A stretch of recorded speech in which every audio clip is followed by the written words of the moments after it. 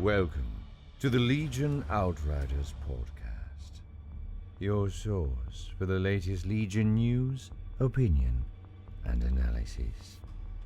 And now, the Outriders. Hello, Outriders. Matt and Dan here with you. How's it going, Dan? How's it going, Matt? It's going well, thank you. How are you doing? I'm doing fine. Okay. You turned it around on me real quick, yeah. and you didn't actually give me an answer, and I care about your well-being. I see you're wearing a NASA shirt today. Yeah. That's cool. I like seeing those shirts. I actually went to go get one. I had to go. They got the Kohl's over here, and you can go do your Amazon drop-offs. And I was like, oh, and they give you like a coupon. Here's 25% off. And I was like, oh, let's swing by, the T-shirt aisle, because there's always like Star Wars and game stuff and all that. And I was like, oh, NASA shirt. I should totally get one. Didn't have a single one. Really? It was on display, but they didn't have any. I think I got this thing at Old Navy like years and years ago. So I'm like, I only shop at New Navy. But New Navy, yeah. Anyways. What's going on with you? What have you been up to, dude? Oh, man, I've had a crazy work week, so I haven't not nearly gotten as much Legion stuff as I'd done. You as were I'd saying, like. yeah. I've actually gotten quite a bit done myself. Oh. Not as much playing as I wanted to, but I did get finally all my Phase 1 Clone Troopers helmets replaced, which you kindly pointed out that I glued some of them on backwards. Not just the one we found. Well, yeah, I guess it was the paratrooper helmet. And I didn't realize. I thought it was some sort of like bomb squad blast helmet thing. He's like, no, that's on backwards. And I was, oh, now I see it. I guess I should turn the lights on a little bit brighter when I'm doing this stuff.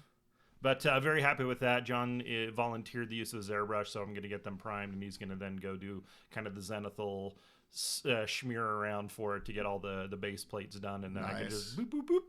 Hopefully get them all painted up here. Yeah, John's a great resource. Take advantage of every chance you can have to use him. Plus, he owes me, so I helped him move something across town with the truck. So he's like, "Hey, I could do this for you." I was like, "That sounds great."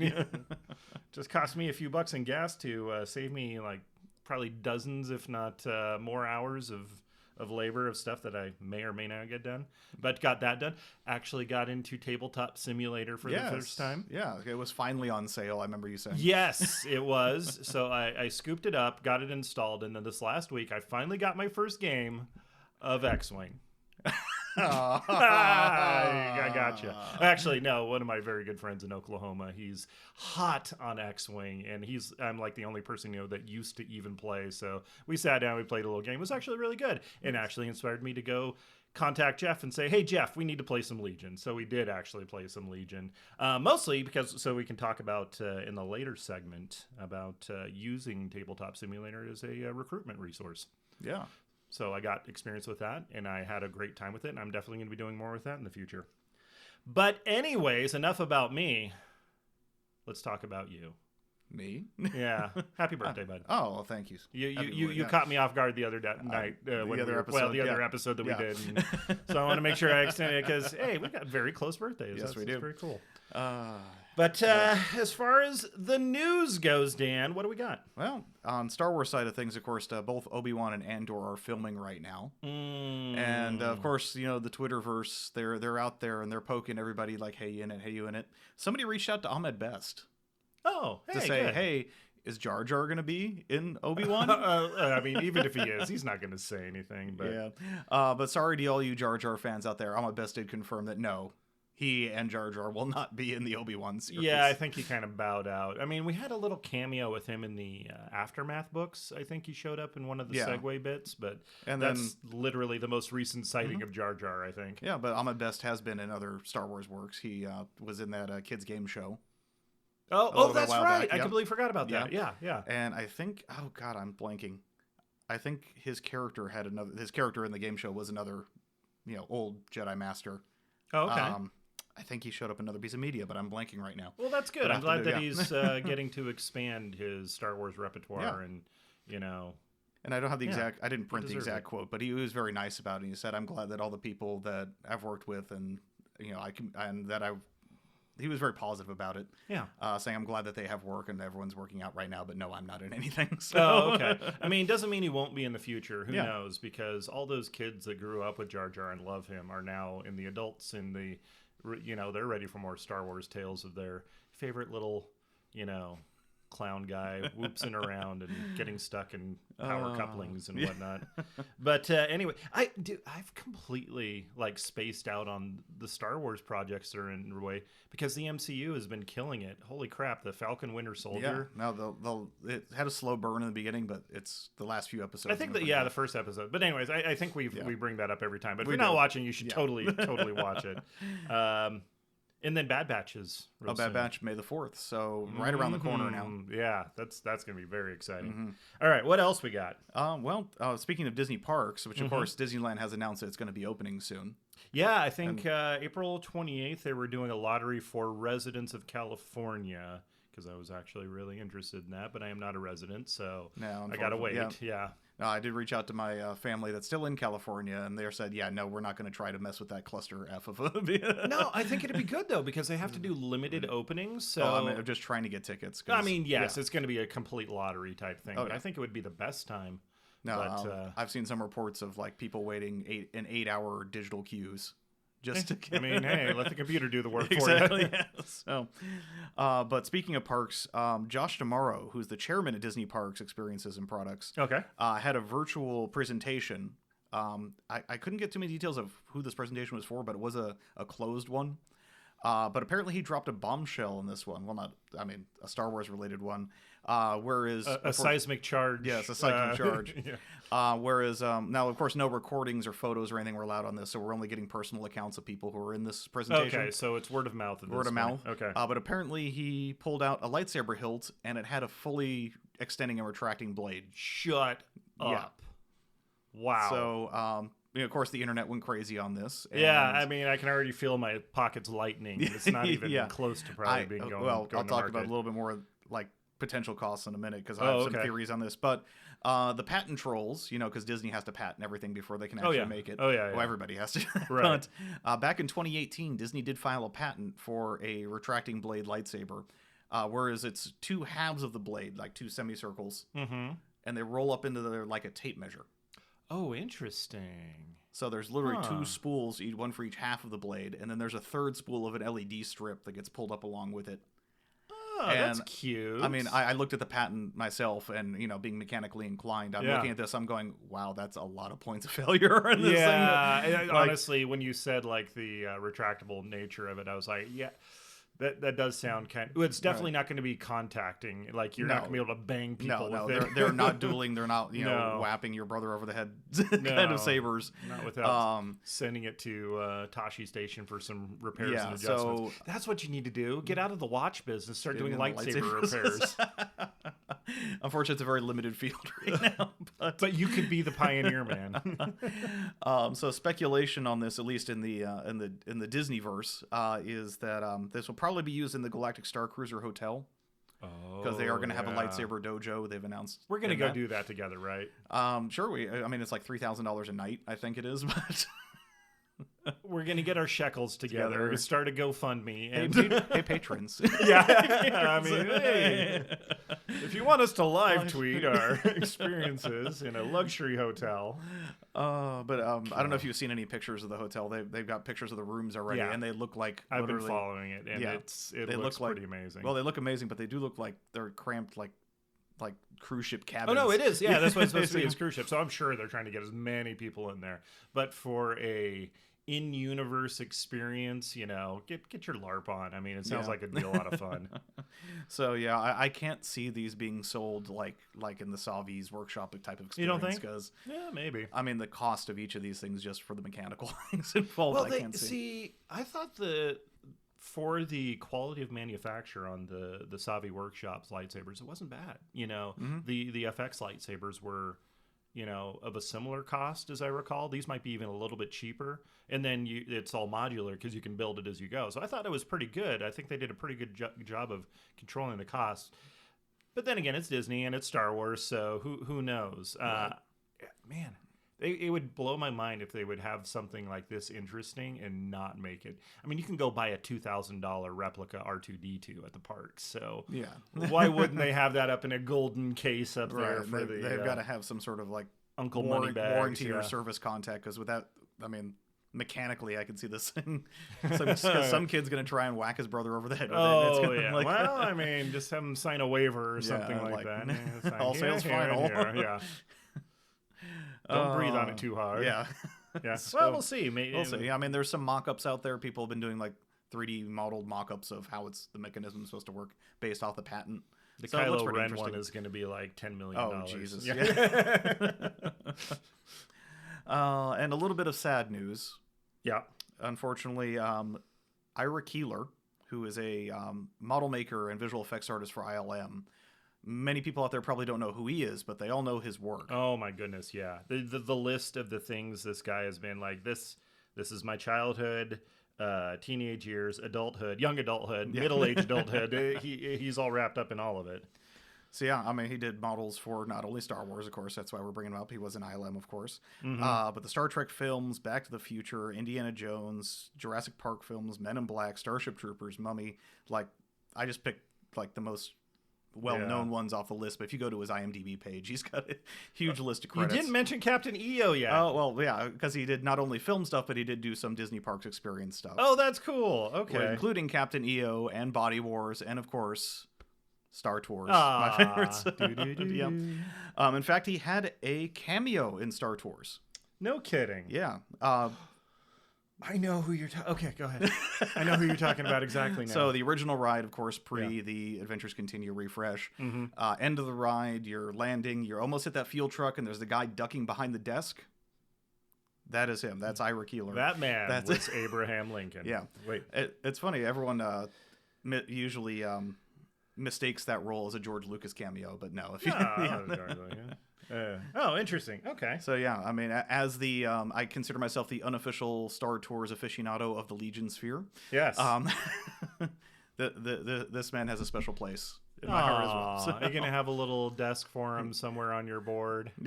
I'm gonna have to figure 3D out, print. because I have actually, when posting pictures of the board previously, one of the few comments I've seen pop up a couple times was, "Is there a guy ducking behind a desk somewhere on the board?" That's funny. Man, I would love if they had like a retro night. I don't know how bad it would be for them to rig up like the original. Unfortunately, they'd have to because there's no Rex. They'd have to pull the 3PO animatronic and dig up a Rex animatronic and put it in there, which.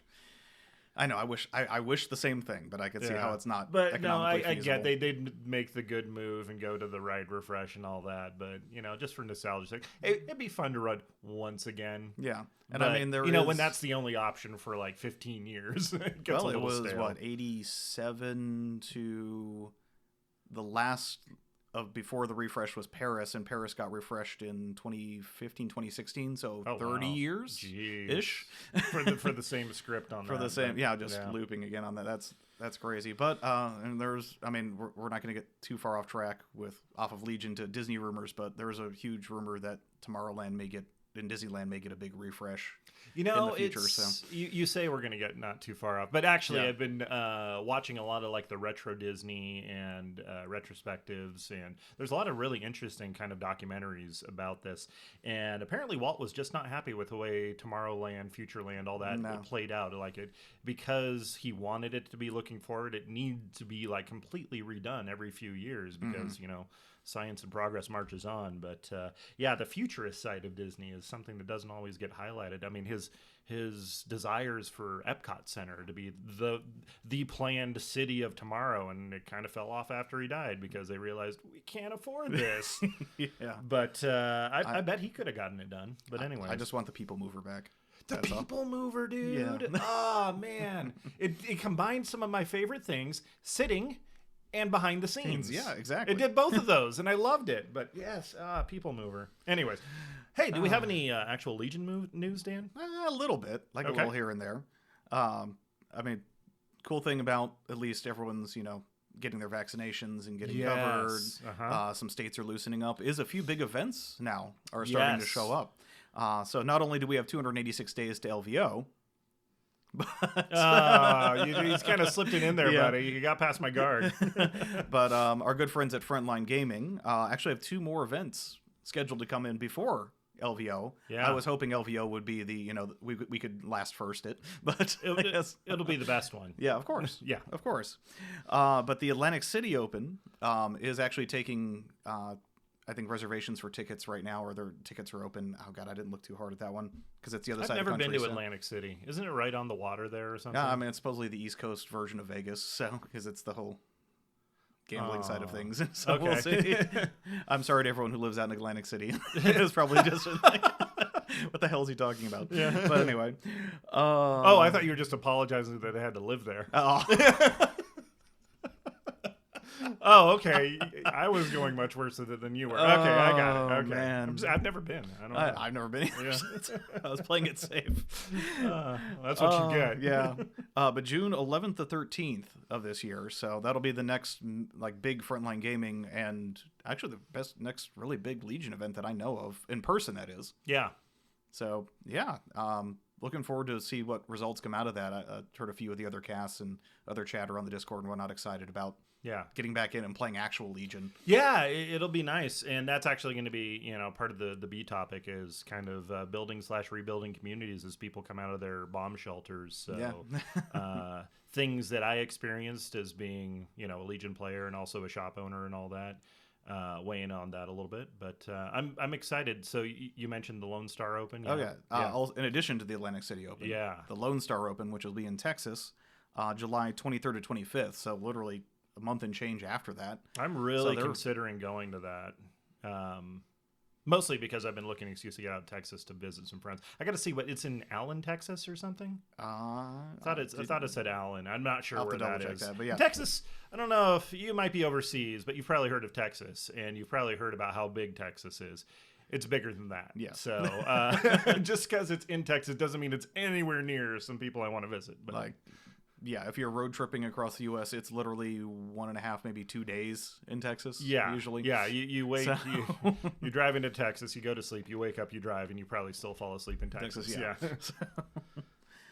A lot of. I mean, it's interesting to see what will come from in-person Legion again. To see, because we've seen, of course, a lot of the online tournaments, which we'll talk about a little bit in a moment. Yep.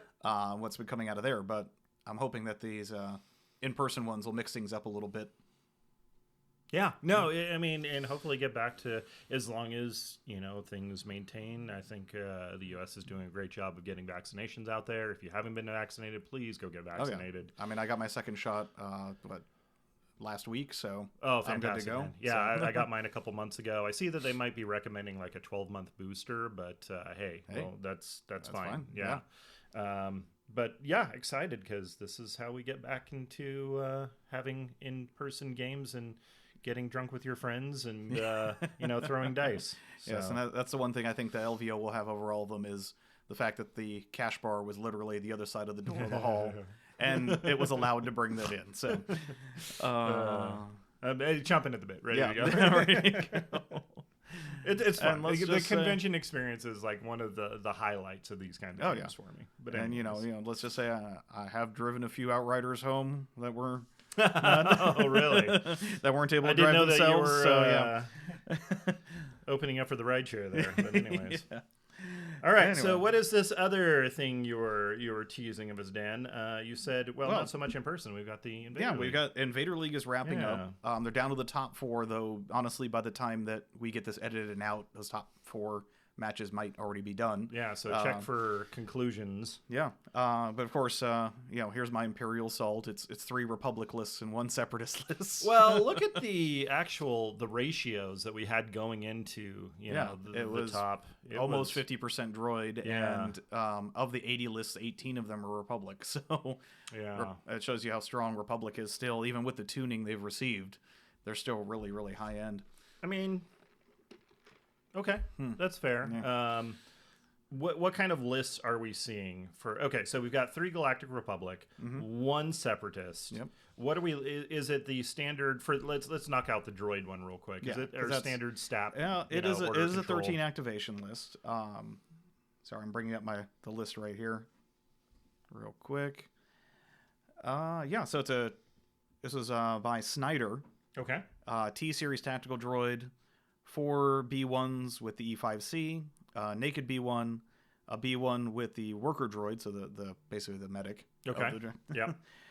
2 strike teams with the sniper, 1 full BX series with tenacity, comms jammer, and swords. Oh, so interesting. Yeah, Okay, that's yeah, an I like interesting little that. spin on there. Run up there, jam everything, and slice it to man. bits. Yeah, that sounds great. 2 Staff Riders with link targeting array, and 1 Staff Rider with long range comm link. Okay. So I mean, kind of gets to get that extra activation. That's a lot of yeah. droids. That is a lot of droids. So Yeah.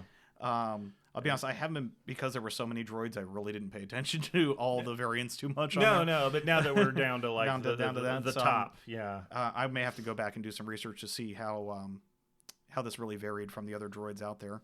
But 787 out of 800, so 13-point bid. That's an aggressive bid. Which actually, just looking at the other bids here, actually, yeah, there are 2 of the 4 did the aggressive bids. 2 of the 4 didn't do any bids. Oh, okay. Yeah, I tend to no bid. I think you're in that. Yeah, camp. I think most of the people in our meta are like low bid, low to no bid. Yeah, maybe Areco. Areco does a decent bid. Yeah. Yeah, and apparently it pays off because he knows that we all try to spend every point we can. Exactly. Well, and again, I might be doing Empire Salt again, but in order to fit everything to make it at least cohesive, you really need. Okay. Anyway, don't get off on that. It's okay. It's all right, man. Take a minute. So yeah, the one. Let your hatred flow through you. The one real kind of funny. Oh yeah. The one real variant list for the Republic, of course, is they did a Saber Tank Padme. Oh, okay. So this is the outlier one. Yeah, it's the outlier one. Similar. The other 2 were very Rex oriented. One was a classic Rex Star. One was kind of a variant of that. Oh, okay. But Saber Tank Padme, Clone Commander of Vigilance, Saber Tank with the here's my X-wing PTSD twin laser turret. Yeah, TLT. Armor piercing shells and link targeting array. Padme R2 with 3PO. So does the Saber Tank transform into Padme? No, it's more Padme stands behind it and with Exemplar just feeds it every token. Well, okay, that'll work too. Wow, that's an expensive battery for tokens, but apparently it's working pretty well. Well, and of course they didn't put any upgrades on Padme too to keep her lean. So so what, 90 points or something? What is her base points? 80 or 90. I don't know. I could pull the card. But... Yeah. Phase 2 with 5s and an engineer, so to keep that tank topped off as well. Phase 2 with Z6. Phase 1 naked, and then 2 ARC Trooper strike teams. So kind of some objective grabbers, while the Saber, and this is literally does the your name, heavy lifting. Yeah, and this is literally the name of his list is Saber Tank Go Brr. Whose list is that? That was Timbo. Okay, excellent Timbo. So yeah, I haven't actually watched any games with this, but I can see where it is. Yeah. Like I said, the other 2 were kind of classic. Well, classic Rex Star was Dash's, and his title was Rex is back again. It's Rex, 3 strike teams, phase 2 with 5s, phase 1 with Z6, Clone Commander Vigilance, and 3 more phase 2s with Z6s. So just wall of meat, Rex. Yeah, blast everything off the board. Fire support. That seems rock steady and ready to go. And then I'm gonna mispronounce this. Saddam. Sorry, his name is Eno's Pirates. It's Rex and a generic commander. Phase 1 with 5s, 2 phase 1s with a Z6 and a medic. 1 phase 2 with just Z6. Another phase 2 with Z6 and recon intel. And a single strike team with Echo and R2D2. Wow. I'm noticing there isn't a single lightsaber amongst all of these lists. Oh, yeah, actually, that's a good observation. It makes me a little sad because I like having the lightsabers in my list. But then again, lightsabers. Yeah. Retractable lightsabers. Yeah, retractable. Yes. Yeah, apparently the lightsabers are retracted because they're nowhere to be seen. Yes, exactly. So that's interesting data too. But yeah, keeping it points efficient with as many bodies on the board seems to be the order of the day. Whether it's clankas or clones. And well, let's see. 2 of the guard lists were 9 activations. The all Rex one was 10, and then the droids were 13. So yeah. I'm hearkening back to a couple of years ago when we did our what's our most OP pick for the game back when me and John and Josh, and it was Luke Skywalker Commander Luke Skywalker running away with it. It's like, wow. It's been a little bit since then, huh? Those were simpler times. Simpler times. Yeah. When Veer's Bikes was roaming the countryside. And naked ATRTs actually weren't that bad a choice. Yeah, exactly. So, oh man, the good old days. Yeah. But we are in the future now, and it's Yes. Apparently it might be a Republic future or maybe a droid future. Well, like I see. said, I'm just hoping the next round of points adjustments or whatnot can tune things. We're a little due a rules update here in July, I think. more. Thought I saw something about that. I'll have to roll back and see if there's anything coming out in the AAT or the LAAT that isn't currently in the RRG that would necessitate a update. But otherwise, it would probably be for when the next wave after that comes with Yoda and Yoda and all that. Yoda. So, but yeah, speaking of online events, though, the next one, the Yavin-based Team League, is starting up. Right. Right. So, and if anyone's not familiar with the Yavin-based Team League, it's an interesting format. It's 5-man teams go at each other. Oh, okay. So kind of an ETC kind of thing. Yeah. And each team cannot share unique items between their different lists. Oh. So now you don't have to be the same faction between each player. No, but okay. If someone's using Vader, you can't have Operative Vader or Commander Vader in another list. So interesting. So there's going to be some interesting. I like it when they can put the fluff in there too. So yeah. So if you're interested in getting you and 4 of your friends together, you have 4 friends. I don't have 4 friends, Oh. but for those of you out there that have 4 friends, I'm sure we can find some people if we really wanted to.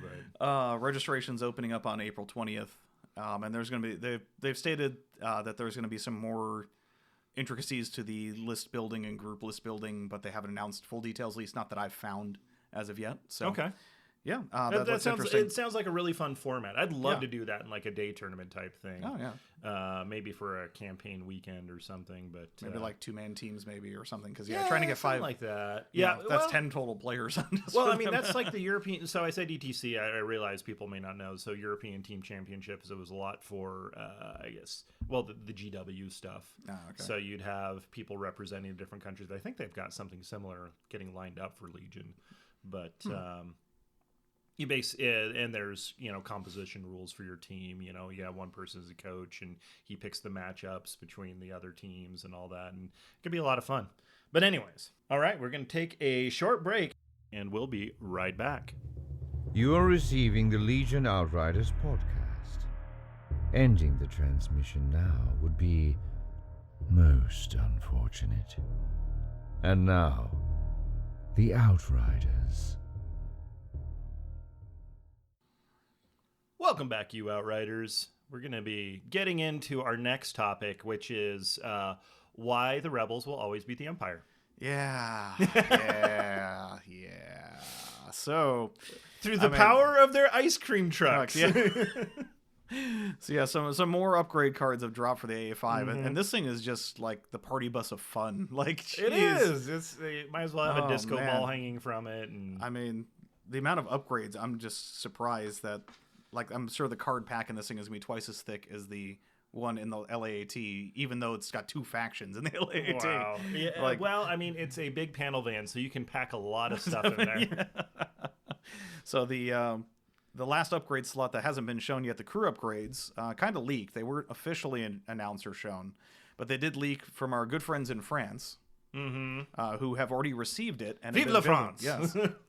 Hey, I mean, they did help us against the British. They absolutely did.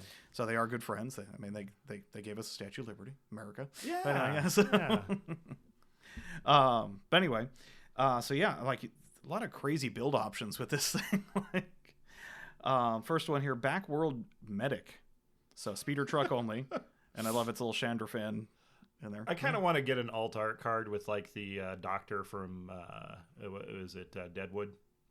That's what it conjures in mind when I think Backworld Medic. Some crusty old-timey cowboy doctor, giving you a slug of whatever it is, of blue milk and going to work on you. I'm surprised you didn't go with your classic Dr. Ball. Oh, no. That's not Backworld Medic. Yeah. That is Core World Medic, sir. Good day, sir. Good day, sir. But yeah, 1 action, remove 1 wound or poison token from, or restore 1 mini to a friendly non-droid trooper unit that you're transporting, or in range 1 in line of sight. So, and keep in mind, this isn't the treat keyword with a capacity on it. This is unlimited uses. Just do it. Do it. Now, it is a full action. It's not a free action. Like yeah. But still. Yeah. And second half of that says that unit gains 1 suppression. Oh, sorry. Then roll 2 white defense dice, and that unit gains 1 suppression for each paint result. Yeah. So and it's, that's 12 points. Yeah. And I think it's good. I think it's just straight up good. I mean, considering obviously it's not going to be your you don't want to go too crazy and like, oh, this is going to be the quad laser platform as well as a medic and all that thing. Honestly, I threw this in a builder and just threw the most expensive upgrades in each slot. It doesn't matter if it was synergistic or not. Oh, okay. It was about 148 points, which is not crazy. I know. I mean, I would not do that. Yeah. But definitely using this as a light transport vehicle with a medic upgrade, so it keeps supporting while it's there. And baby. I mean, 1/3 chance to get a suppression on there, but between certain rebel units liking suppression and otherwise they're very hero hammer, so they got big courage anyway. That's a good point. Yeah, it's not a big problem to have throw that. Extra it could be a solution actually. Yeah. Yeah, I like that a lot. I like having very resilient, tanky kind of stuff, which is why I think I started out with Empire, because those red saves, and lo and behold, here it is. The rebels like, well, so you died. Guess what? Get back out there, walk it off, rub some dirt in it. And then, backworld medicine. And of course, our Lord and Savior, Gonk Droid. The Gonk Droid. Yes. Oh, I love Gonk. I expect so many of the third-party modelers to get Gonk Droid. I think he's the original Pokemon. Yes. You know, he just walks around saying his name. 10 points can go in the speeder truck or the land speeder. Cool. You gain shielded 2. So you gain 2 shields. That sounds fantastic. Let's just make an armored unit with 8 health get 2 more health. Speaking of resilience, geez. And then at the end phase, roll 1 defense die for each of your inactive shields for each block, which is 50-50. Flip an inactive back up. So 50-50 chance to recharge it at the end of round. Sounds amazing. Yeah, I would auto include that in any list that could have a Gonk in there. It would absolutely do that. But that's just how I'd go. Then the unorthodox tactician. Here, I'll take this one. Give your voice a rest. AA5 speeder truck only. It is 10 points. At the start of the activation phase, roll 3 red defense dice. For each paint, again, result, choose a different friendly unit that you are transporting or at range 1 to 3. Each chosen unit gains 1 aim token. Yeah, so that's holy crap, 2/3 chance per die, and you're rolling 3 die. So what's that? That's you're averaging 2, and you're handing out aim token as a rebel, which is rebels don't have a lot of access to. Not a whole lot, no. So holy crap! I think that sums it up there nicely, there, Dan. Yeah, so that's a very compelling. How many slots do we have for these guys? There's 2 crew slots on the speeder truck. And I think there's 2 on the land speeder as well.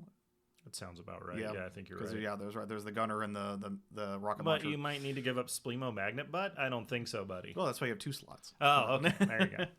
You got Gonk and Splemo. Yeah. If only we could get Prune Face in there. It'd be a real party.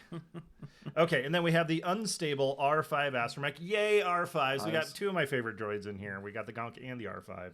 6 points. AA5 speeder truck or land speeder. At the end of your activation, this is a one-shot go away. It's got an X on there. Yeah. At the end of your activation, perform an attack or a move. Then roll 3 black attack dice and suffer 1 wound for each hit or crit result. But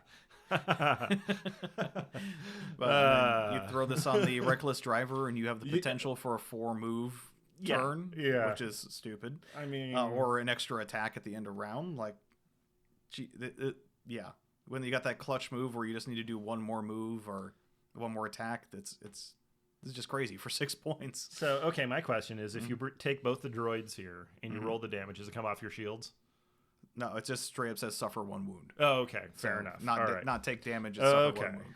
I wonder if you can get R2-D2 in a sidecar or something to do some repairing as you go. I mean, he could be the transported units. There you go. Oh man, it's going to be a whole droid party. That's amazing. Oh god, it's going to be like that really horrible episode of Clone Wars. Which one? Oh right, with the one with all the. Oh yeah. There's Never a mind. couple. There, Yeah, they did a couple of those. They- a It's couple- not that bad. I'm kidding. No, guys. yeah, exactly. Still. Are you saying the episode where R2 and 3PO went shopping for fruit was a bad episode? No, that one was fine. It was the guy with the little man inside the helmet of the R4. yeah. Yeah. We've talked about him from time to time. You know his name. You did at least God. at one point. I know I dropped it on one episode, but I don't know. blanking I right haven't now. seen that episode since I originally watched it. So, anyways, thoughts, Dan? Are you happy for your Rebel Nemesis to be getting these cards? God. Of course you are. I mean, the biggest temptation I have to buy one of these is to paint it up like a star speeder, but Oh, I mean, Dan, rebellions are built on hope and star speeders. So, hey, maybe this is the time to branch out into the galaxy. no, the galaxy needs order and control, not this kind of controlled chaos. But Okay, I see. Well, we'll still work. We'll keep working on you. But anyways, hey Dan. So since we've been talking about, at the beginning, more events are starting to come back. People are getting their shots and vaccines, and restrictions are lightening, and hopefully we'll be able to conduct safe operations for Legion events. So started thinking about, we've been kind of at the local store here, been running Legion events, very casual, because we had some new players come in. What do you think? How's that been going? actually, it's not been bad. The store has gone through all of its special edition Lukes, and everyone who wanted one has gotten one. In fact, the last one to go out, it was kind of I already got one, and he already got one, and that person already got one. All the rebels got one. All the That's rebels, nice, yeah. or all the people who can decently paint, have gotten them. So basically, it was just like, we have this one left. And I think one of the newbies is like, all right, fine, I'll take it. But I think everyone's really been satisfied. We've had decent turnouts. Yeah, it's been good. I think a lot of that has to do that we've been utilizing some things we'll talk about here in a minute. But a couple of questions I've gotten recently have been about, hey, I'm trying to teach people in my area how to play. It's tough getting a hold of folks, or man, our scene has really fallen off since everybody went into lockdown. We're trying to rebuild, that kind of thing. So just some things that I've experienced that I think would help. And if you feel free to jump in here at any point, Dan, as we go through. But basically, if you are in the situation where you are either trying to build community or rebuild or get people to come back out there, definitely one of the first things you want to do is, well, if you're in the States, I know we focus a lot around the game stores, playing at the game stores here. Overseas, it's about your game clubs, and definitely having at least one other person I have Dan that I can, go to and talk to about getting help doing these things. Having community champions is a great way to start, and I think that's how most people start in these situations. I love Legion. I want to share my love of Legion and have people to play against so we can actually play Legion together. And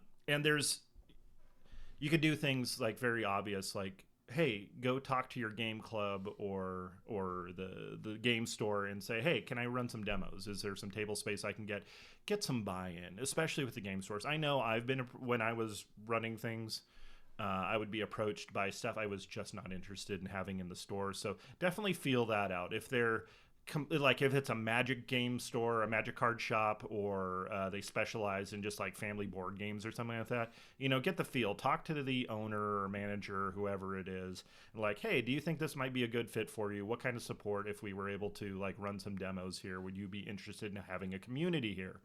Get some buy-in so you're not going it alone, because what would the worst thing be is you find some people that are interested, and then you could hey, we're full up on, we could run Magic tournaments all weekend long, so we don't have tables for you, man, that kind of thing, and it would be pretty bad. But so as I was saying, I think one of the things that kept us going is social media. We use social media a lot, right, Dan? Yeah, no, we have both our local game stores social media page and chat group. We have our local area, so Las Vegas area. Yeah. And this is common for most larger areas, there is most likely a Facebook group of your city name Legion or your city name Star Wars Miniatures games or Star Wars games. Yeah. Usually, I mean, even reach out to the X-Wing and Armada people in your area too. Yeah. There's a lot of crossover between those communities. Oh, so, absolutely. Yeah. If you're going to be interested in running demos, find the days if there's other tabletop games like, if it's already a Star Wars property, that seems like a slam dunk. Have some nice painted, miniatures set up, maybe a colorful battlefield to garner some interest and show it off. 40K days are also really good for that because it's not a far cry off. And honestly, it's a better rule system, but and, I mean, in my opinion, I know we're mostly competitive. Well, those of us that set up or hard in the community are usually competitive players. Mm-hmm. Try and bring the iconic stuff, even if it's not competitive. Like an ATST, a snowspeeder, Vader, Luke, on the table will draw more attention than at LAT or an AA5 because people look at this and they go, okay, it's a square or it's a funky looking helicopter. Yeah. you not everyone I know. You think everyone out there knows every aspect of Star Wars, but they don't. No, they don't. Okay. There are people who've already seen the original 3 movies 20 years ago, and yeah. In that case, maybe having like an Obi-Wan out there or something like that. That's a really good idea. But be in a position where you can kind of show off and answer questions. The being able to use digital media for organization, communication, all that. So we have a Facebook group Dan mentioned that we basically, hey, reminder, we're playing, there's going to be meetup this weekend, or hey, look at this stuff I've been working on. What do you guys think about this rule? It's a great way to keep people engaged and interested, even though, because we only meet up once a month. We used to do it weekly on Thursday nights, but it just doesn't seem practical right now. Yeah, and the game store still leaves that slot open for us. Yeah. Just with everything going on right now, it hasn't been as popular as the weekend events. No, I think it's going to be a slow build, and that's going to be one of the things that this will hopefully help with. Some of the things you can do if you've got new players but aren't really they're waiting to maybe they're on the list to get the vaccine, but they're interested in playing. They've heard about it. Sometimes local groups can be contacted by new players. Tabletop Simulator, man. YouTube in combination, like there's so many great videos out there that are how to play, have them watch that, and then you can maybe coach like a little intro game. Don't go full 800 points, just do like a battle box game. Do a 3x3, just throw a bunch of maybe some basic terrain elements on there and a bunch of barricades.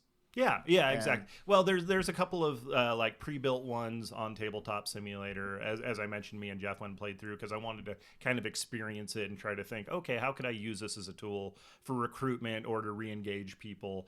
And it went really well, I think, especially if you're familiar with it, because Tabletop Simulator is. I kicked myself for taking as long as I did to get involved with it. There's so many great programs out there. Like I said, I played X-Wing. I hadn't played that in like years. And then the Legion and then all the other board games. So there's a good chance that people already have it without spending I think it's $20 retail, and you can get it on sale all the time for $10. So keep it open. Maybe, especially if it's newer player that just want to get some more familiarity with the rules, you can use that as a teaching tool if they have that available for them. So I think that's a lot of fun. Facebook Messenger groups. The Messenger and then the Facebook groups themselves. There's a program called Gilded. I think a lot of people are already on Discord. That's a great way to get in there. Oh, yes. And then just all the battle reports and things available. Social media. Podcasts maybe could be a good way to, I wonder what a good podcast to recommend to people would be. Well, I can't think of anything off the top of my head. But this is the time to really stand up and be a champion for Legion if you are so inclined. If it's not something you're really interested, try to find somebody who is. Somebody's got a lot of energy. Dan is an organizational genius. And he has been, no, I am not. No, because you come in here, you're prepared, you've thought about things out, you lay out our show notes here, and you apply that same kind of organizational skills to making sure people know about the events at Power 9, know when we're playing, and just keep things rolling. And sometimes that's all it takes. I would like to see about us getting out there to do maybe some teaching games here again soon.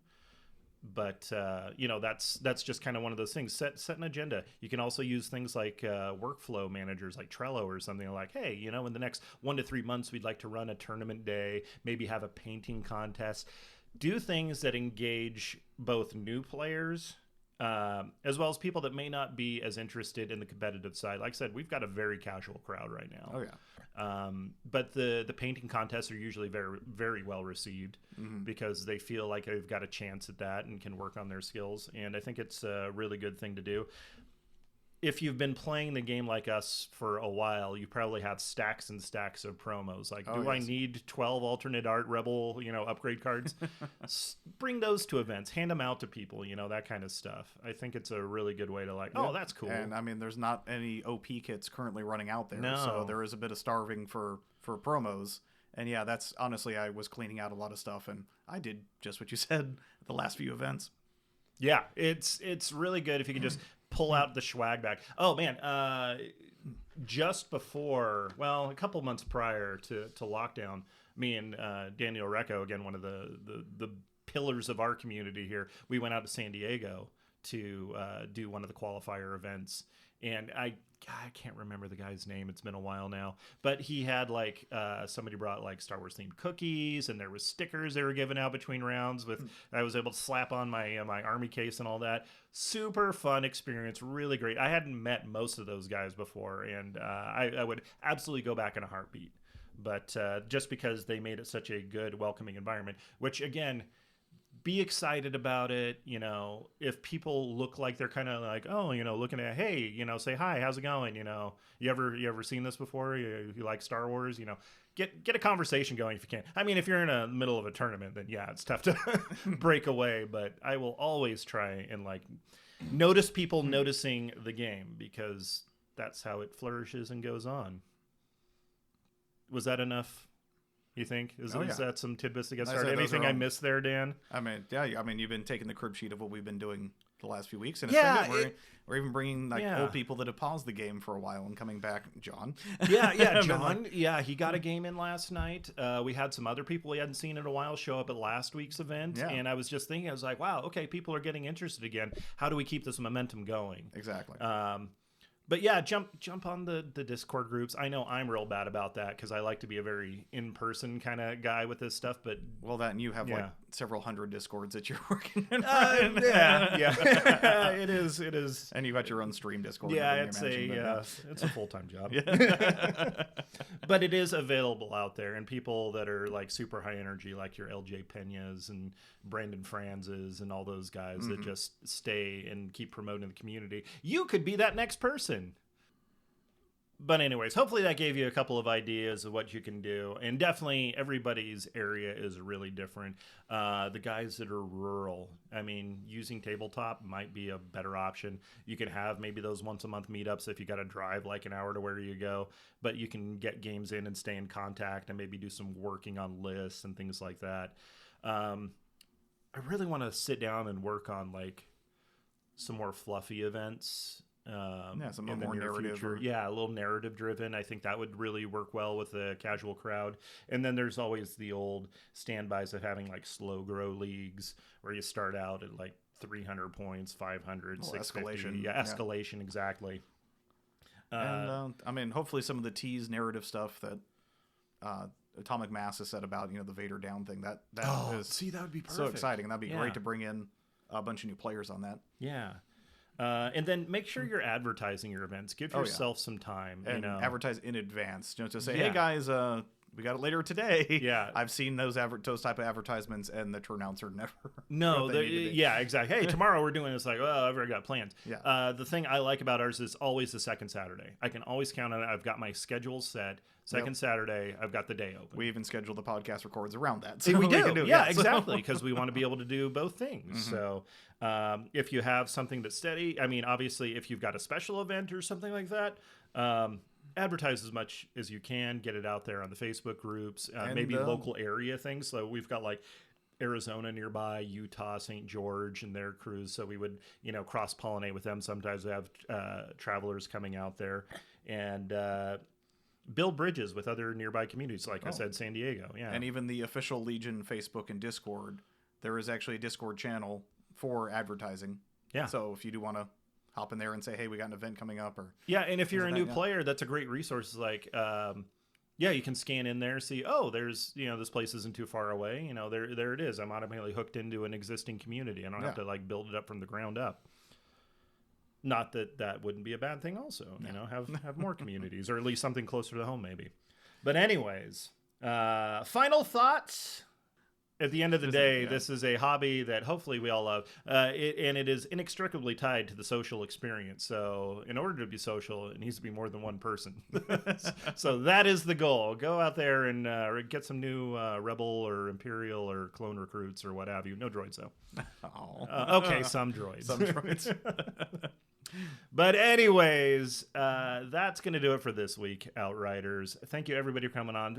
Special appreciation to our Patreon members. We've got some new exciting news coming for those with some new STL files on the near horizon. I think we teased the Las Vegas sign. We got much more than that in the pipe, too. Mm-hmm. Yes. So stay tuned for that. Dan, where can we find you, bud? Well, I float around the Discord with Outrider_Dan. And he floats menacingly float around menacingly. the Discord. And I'm also on the main Legion Facebook page. Got tongue-tied there. Yeah. But I know you have a lot more going on. I am on Twitter at grn_Archer, or you can find me on Twitch, where we talk a fair amount of Legion while I'm playing other sci-fi games at Captain_Archer on there. But otherwise, thank you, everybody, and we'll see you next time, Outriders. This concludes the current episode of the Legion Outriders podcast. You may cultivate a tactical advantage by observing the Outriders on Facebook or Twitter at Legion Outriders. Wisdom advocates subscribing to the podcast. Acting otherwise is reckless.